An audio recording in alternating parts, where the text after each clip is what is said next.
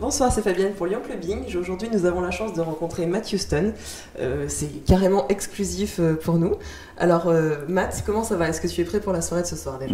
Ouais, je suis prêt, bien sûr. Ouais. Je suis content de venir à Lyon. C'est une belle ville, une grande ville. Donc c'est cool. Ouais, assez grande ville. Petite voilà. Pour toi parce que... non, tu sais, on vit à Paris, mais on n'y traîne pas non plus. Donc c'est vrai que nous, on aime le voyage, tu vois. Donc chaque fois qu'on bouge ailleurs, tu sais, il y a des villes qui sont importantes en France, genre Lyon, après Marseille, et puis Nancy, tous ces petits coins-là qui sont importants. Donc c'est vrai que là, on est venu assez souvent à Lyon ces derniers temps. Alors après plus de 11 ans de carrière et 1 million de disques vendus, tu as sorti cette année ton 6e album, Racine. Pourquoi est-ce que tu l'as appelé comme ça? Parce que on s'est dit que c'était un retour aux sources, mais l'appeler retour aux sources, ça aurait fait un peu cheap.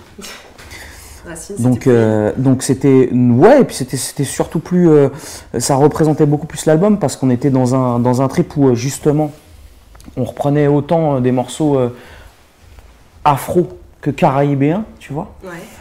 Et donc on s'est dit voilà, autant faire. Et puis c'est mieux d'avoir un seul mot, tu vois.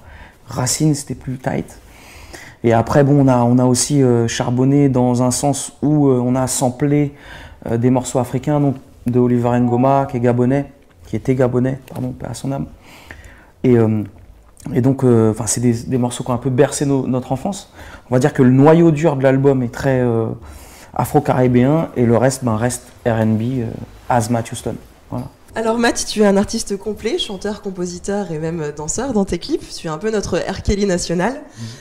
Parle-nous du titre I Wanna Chat. I Wanna Chat, c'est c'est parti d'un délire en vrai. Donc dans Bootyful, comme je disais, il n'y a pas grand-chose. C'est un truc qui a été inventé de toutes pièces, histoire de créer un nom, en fait, tout simplement. Ouais. Et puis, non, c'est vraiment parti d'un délire. Je voulais faire quelque chose d'autre. J'avais jamais fait de morceau un peu up-tempo, vraiment à cette vitesse-là.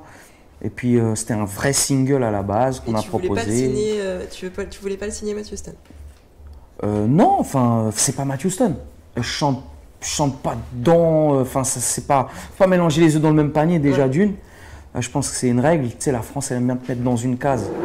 Il faut aussi un minimum rentrer dans le moule et je pense que c'est important de pas choquer mon public aussi, tu vois. Mais c'est une belle expérience et puis voilà, ça a fait ce que ça a fait. Voilà, ça a fait ce que ça a fait. Et c'était pas du tout le but. Pas du tout, non, pas du tout, vraiment pas. C'est une musique à la base qui est devenue ce qu'elle est devenue aujourd'hui. Voilà. Alors pourquoi avoir sorti ton album Papa est Black uniquement en vente sur ton site internet? Parce que ça faisait 4 ans que j'avais rien fait. Je venais de me séparer de ma maison de disques, j'avais envie d'un peu apprendre le métier aussi. Quand je dis apprendre le métier, c'est faire des choses que je ne faisais pas quand j'étais chez Barclay. Oui. Donc m'occuper de tout ce qui était, après on l'a bien fait, moins bien fait, enfin bref, il fallait qu'on apprenne et qu'on voit nos lacunes aussi. Donc tout ce qui est marketing, tout ce qui est, voilà quoi, s'occuper du mix. Et à ce moment-là que j'ai commencé à mixer mes albums, parce qu'aujourd'hui je mixe mes albums. Je fais tout de A à Z en fait, donc de la première prise de son au dernier truc, on fait que masteriser. Tout sort de chez nous, du studio de chez nous, et on fait tout nous-mêmes. Et il fallait qu'on ait un peu plus de métier, et puis on va dire que les réseaux sociaux évoluaient bien aussi. Donc c'était le moment de tester, on va dire, une vie hors des médias, et on l'a fait, et puis ça s'est super bien passé. On a des clips qui arrivent à plus d'1 million de vues, donc ça veut dire que ça s'est bien passé. Ça fonctionne bien. Voilà. Quelles sont tes influences musicales? Aujourd'hui, à côté d'il y a 10 ans, tu fais un peu moins de R&B? Ouais, j'en fais moins, ouais, c'est vrai, j'en fais moins. Écoute, j'ai mûri juste, donc j'ai juste appris à écouter d'autres choses. Alors qu'à une époque, j'étais un peu plus fermé dans ma petite bulle. Écoute, j'écoute de tout maintenant, hein. Je peux très bien écouter de la salsa, de la musique africaine, du R&B toujours, bien sûr, du hip-hop toujours, parce que ça va de soi. Et voilà quoi. J'écoute. Quel est ton titre du moment, celui que tu kiffes le plus? Mon titre, j'en ai pas.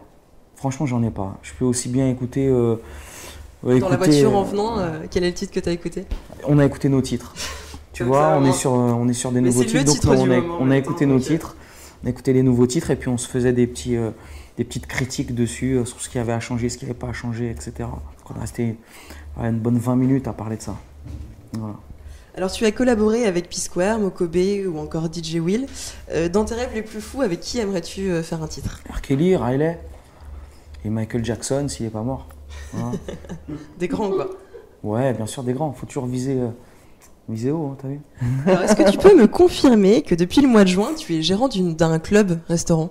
Je te confirme qu'on a essayé, mais je te confirme que c'est pas notre truc et qu'on est toujours tous les jours sur la route et qu'on n'a pas le temps. Ouais. Donc effectivement, non, on y retournera, mais pour s'amuser, voilà. D'accord. Alors que peut-on attendre de toi dans l'année qui arrive, 2013? Des nouveaux titres, ça c'est sûr. Ouais. Et un film aussi, voilà. Un film? Ouais, un film. Ouais. Tu peux Pas nous en de dire moi plus? du tout. Pas de moi du tout, mais un film. C'est sûr qu'il y aura un film. En tant qu'acteur? Pas du tout, non, pas du tout. En tant que producteur. Ouais. Producteur, réalisateur, un peu. Qui sortira un mois, une date? Il sortira en 2013, tu m'as dit 2013, je vais pas te donner de mois. Non, c'est un mois. Non, il n'y a pas de mois, c'est printemps, compliqué. l'été. C'est compliqué de te donner un mois. On n'a rien tourné encore, mais on est sur le scénar. Donc on a déjà bien avancé. Voilà. Donc le film d'abord et puis après un nouvel Non, album non, peut-être? les titres viendront. En même Voilà, les titres viendront à la volée. Et le film, c'est déjà un peu plus compliqué, ça demande plus de temps. Déjà, il faut tourner au moins 5-6 mois de tournage. Ouais. Donc voilà. Dans un an. Non, on n'est pas début 2013 encore. Ça marche. Voilà. Merci beaucoup, c'est gentil d'avoir répondu à nos questions. Merci Ça a été un plaisir à toi, de te ma rencontrer. jolie. Big up.